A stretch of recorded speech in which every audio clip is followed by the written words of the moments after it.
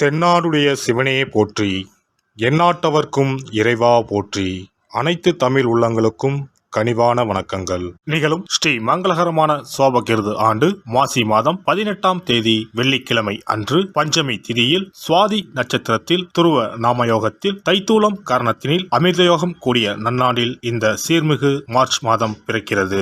பிறக்கப் போகும் இம்மாதம் உங்கள் வாழ்வில் வளமும் நலமும் செல்வ செழிப்பும் பெற்று புதிய வாய்ப்புகள் புதிய வெற்றிகளுடன் மங்களகரமாக அமைய எல்லாம் வல்ல இறைவனை உளமாற வேண்டி விரும்பி கேட்டுக்கொள்கிறேன். இம்மாத கிரக நிலைகளை பார்க்கும்போது மேசத்தில் குருவும், கன்னி ராசியில் கேது பகவானும், மகர ராசியில் செவ்வாய் சுக்கிரனும், கும்ப ராசியில் சனி புதனுடன் சேர்ந்து சூரிய பகவானும் சஞ்சாரம் செய்கின்றனர். மார்ச் 2ஆம் தேதி புதன் பகவான் மீன ராசிக்கும், 8ஆம் தேதி சுக்கிர பகவான் கும்ப ராசிக்கும், 14ஆம் தேதி செவ்வாய் பகவான் கும்ப ராசிக்கும் இடப்பெயர்ச்சி அடைகின்றனர். இந்த கிரக அமைப்பினால் உங்கள் வாழ்வில் இம்மாதம் ஏற்படக்கூடிய சுப மற்றும் அசுப பலன்கள் என்ன என்பதனை பற்றி காண்போம். நடுங்க வைக்கும் குளிரோ தவிக்க விடும் வெயிலோ இல்லாமல் மிக இதமான சூழல் நிலவும் மாதம் இந்த மார்ச் மாதமாகும். பனிக்காலம் முடிந்து வசந்த காலம் துவங்க போகிறது.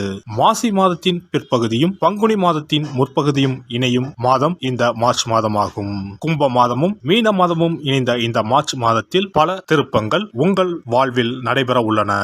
மீனராசி அன்பர்களே, இம்மாதம் பணப்புழக்கம் கணிசமாக அதிகரிக்கும். உறவினர்கள் வருகையால் வீட்டில் மகிழ்ச்சியான சூழ்நிலை காணப்படும். முன்னேற்றத்திற்கான வழிவகைகள் பிறக்கும். புதிய ஆடை ஆபரணங்கள் வாங்கும் யோகம் உண்டாகும். பிரிந்திருந்த கணவன் மனைவி ஒன்று சேருவார்கள். சிலருக்கு குழந்தை பாக்கியம் கிடைக்கும். மாத பிற்பகுதியில் சிலருக்கு புது வீடு வாகனம் வாங்கும் யோகம் உண்டாகும். நவீன ரக மின்சார மின்னணு சாதனங்கள் வாங்குவீர்கள். பிள்ளைகள் வழியில் பெருமைப்படத்தக்க செய்திகளை கேட்பீர்கள். திருமண முயற்சிகள் சாதகமாக முடியும். மகளுக்கு நல்ல இடத்தில் வரன் அமையும். ஆனால் சூரியன் சாதகமாக இல்லாததால் குடும்பத்தில் தந்தை வழியில் அவ்வப்போது சிறு சிறு சங்கடங்கள் ஏற்படக்கூடும். மாத பிற்பகுதியில் உறவினர்களால் குடும்பத்தில் பிரச்சனைகள் ஏற்படக்கூடும் என்பதால் உறவினர்களிடம் பேசும்போது பொறுமையை கடைபிடிக்கவும். குடும்ப விஷயங்களில் அவர்களின் தலையீட்டை அனுமதிக்க வேண்டாம். அதன் மூலம் தேவையற்ற பிரச்சனைகள் ஏற்படாமல் தவிர்த்து விடுங்கள். அலுவலகத்தில் பணிச்சுமை அதிகரிக்கும். சிலருக்கு பதவி மாற்றமும் இடமாற்றமும் ஏற்படக்கூடும். அலுவலகத்தில் உயர் அதிகாரிகளிடம் பேசும்போது பொறுமையை கடைபிடிக்கவும்.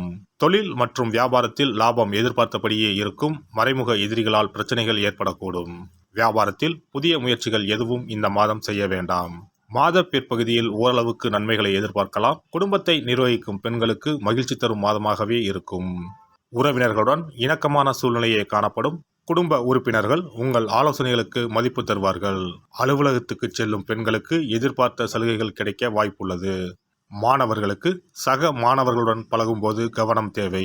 கூடுதல் நேரம் ஒதுக்கி பாடங்களை படிப்பது நல்லது. கலைத்துறையினருக்கு பண வரவு ஏற்ற இறக்கமாக இருக்கும். எடுத்த முடிவை செயல்படுத்தும் முன் ஒரு முறைக்கு இருமுறை ஆலோசிப்பது நல்லது. எந்த ஒரு காரியத்திலும் அவசர முடிவு எடுக்க தூண்டும்.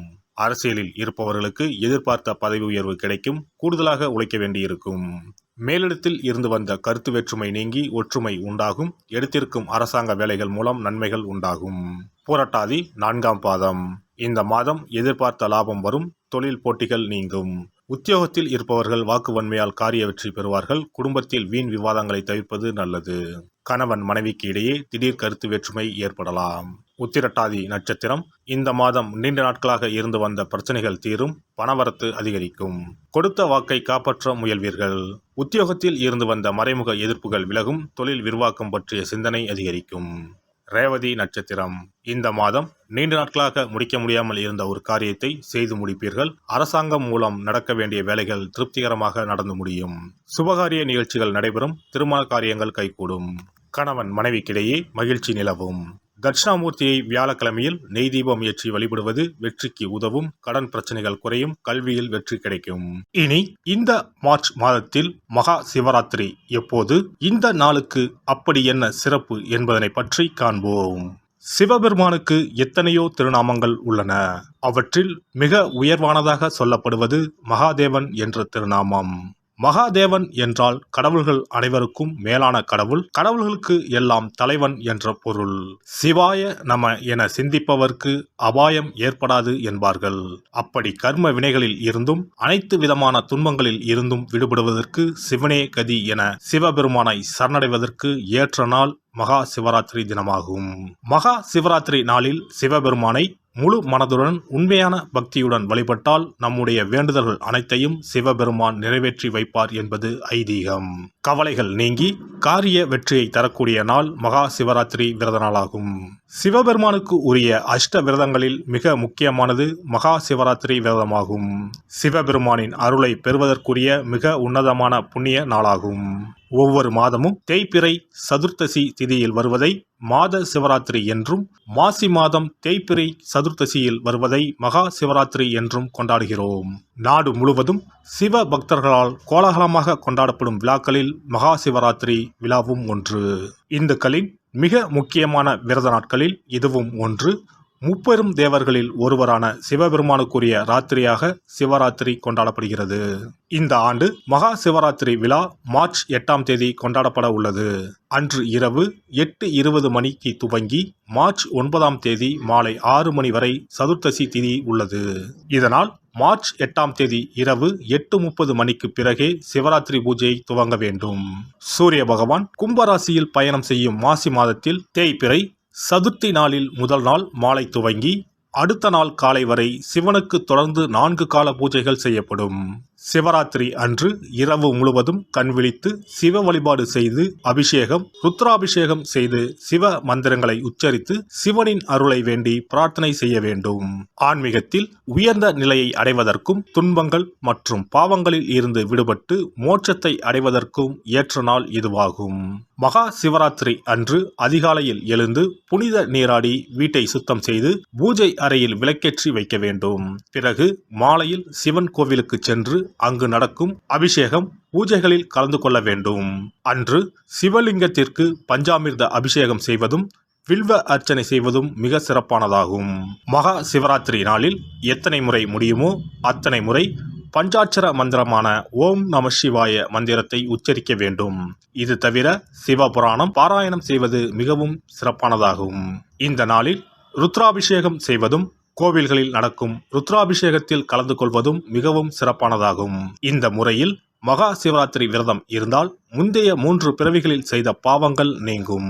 மனக்கவலைகள், நோய்கள், வறுமை நிலை ஆகியன நீங்கும். அதோடு வாழ்வில் அனைத்து விதமான இன்பங்களும் உயர்வும் கிடைக்கும். நாம் செய்யும் வழிபாடு, பூஜை ஆகியவற்றிற்கு 2 மடங்கு பலனை தரக்கூடியது மகா சிவராத்திரி விரதமாகும். சிவபெருமானை வணங்குவதற்கும் அவரின் அருளை பெறுவதற்குமே அவருடைய ஆசி இருந்தால்தான் முடியும். அதனால்தான் அவன் அருளாலே அவன் தாள் பணிந்து என்ற அற்புதமான வாசகத்தின் மூலம் நாம் அறிய முடிகிறது. சிவ அருளை பெற வேண்டும் எனில் அது அத்தனை சுலபமான காரியம் கிடையாது. சிந்தையிலும் செயலிலும் சிவனையே நினைத்து ஒவ்வொரு காரியத்தையும் செய்ய வேண்டும். அப்பேற்பட்ட சிவபெருமானின் அருளை பெற எளிமையான ஒரு நாளை பற்றித்தான் இப்பொழுது நாம் தெரிந்து கொண்டோம். எல்லாம் வல்ல இறையருளால் நீங்களும் உங்கள் அன்பு குடும்பமும் உடல் நலம், நீலாயுள், நிறை செல்வம், உயர் புகழ், மெய்ஞானம் ஓங்கி வாழ்க வளமுடன். இந்த வீடியோ உங்களுக்கு பிடிச்சிருந்தா லைக் பண்ணுங்க, ஷேர் பண்ணுங்க அண்ட் சப்ஸ்கிரைப் பண்ணுங்க. பக்கத்துல இருக்க பெல் ஐகானை கிளிக் பண்ணுங்க. நன்றி, வணக்கம், வாழ்க வளமுடன்.